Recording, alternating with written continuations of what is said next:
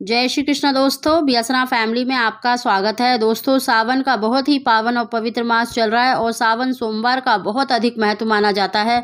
दोस्तों, इस बार सावन के महीने में बहुत ही दुर्लभ योग भी बनने जा रहा है, जिसके कारण 9 भाग्यशाली राशियों को संतान सुख के साथ साथ पुत्र प्राप्ति के योग भी बन रहे हैं। अगर इस सर्वार्थ सिद्ध योग में अगर आप सावन सोमवार में आप किसी भी सोमवार के दिन कर सकते हैं, पहले सोमवार में, दूसरे, तीसरे या चौथे सोमवार में आपको अगर एक वस्तु शिवलिंग पर चढ़ाकर अगर स्त्री 5 दिन खा लेती है तो यकीन मानिए आपको निश्चित ही मन वांछित संतान की प्राप्ति होगी।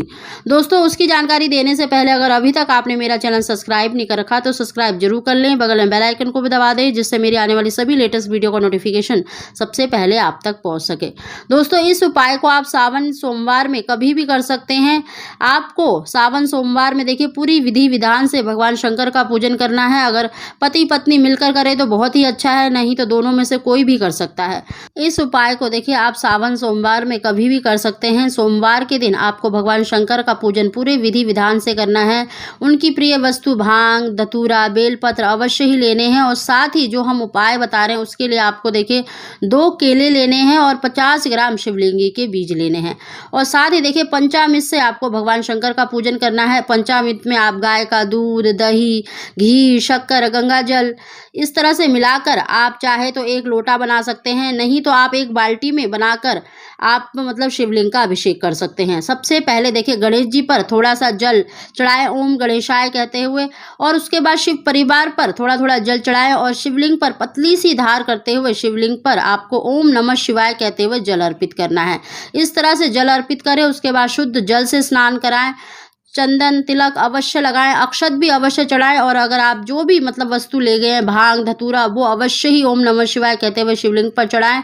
और पूजा करने के बाद सबसे आखिर में आपको दोनों केलों को अपनी मनोकामना बोलकर शिवलिंग पर चढ़ा देना है और साथ ही आपको देखिए शिवलिंग के बीज भी अवश्य ही शिवलिंग पर चढ़ा देना है।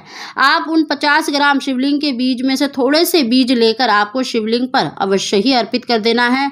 धूप दीप जलाकर भगवान शंकर की आरती और माता पार्वती की आरती अवश्य ही करें और अपनी मनोकामना भगवान शंकर के सामने तो अवश्य बोलें और साथ ही नंदी जी के बाएं कान में भी आपको अपनी मनोकामना अवश्य ही बोलनी है। साथ ही दोस्तों, पूजा करने के बाद आपको उन दोनों केलों में से 1 केले को पति पत्नी दोनों ग्रहण कर सकते हैं, नहीं तो सिर्फ पत्नी भी ग्रहण कर सकती है।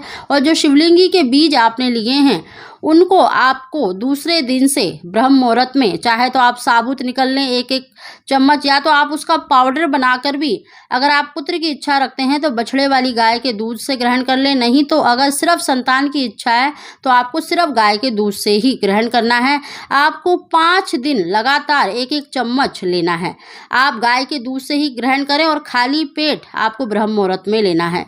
भगवान शंकर की कृपा से आपको निश्चित ही मन वांछित संतान की प्राप्ति होगी। दोस्तों, आपको शिवलिंग के बीज 5 दिन तो अवश्य ग्रहण करने हैं और जिस दिन आप इस उपाय को कर रहे हैं सावन सोमवार में, पूजा करने के बाद आपको 1 बेल पत्र भी अवश्य उठाकर लाना है और सोमवार की रात्रि को ही अपनी नाभि पर रखकर सोना है। भगवान शंकर का ध्यान करें, उनसे प्रार्थना करें, संतान सुख की, पुत्र की जो भी इच्छा है उसको बोलकर आपको नाभि पर रखकर जो चिकनी साइड होती है बेलपत्र की उसको रखकर सोना है और दूसरे दिन उस बेलपत्र को किसी भी वृक्ष के नीचे अपने घर के गमले में डाल दें। यकीन मानिए भगवान शंकर और माता पार्वती की कृपा से आपको मन वांछित संतान की प्राप्ति अवश्य ही होगी। दोस्तों, इस उपाय को आप सावन सोमवार में कभी भी करें, निश्चित ही आपको लाभ मिलेगा। दोस्तों, अगर आपको हमारी जानकारी वीडियो पसंद आई हो तो इसको लाइक शेयर जरूर करें। आप सभी को जय श्री कृष्ण।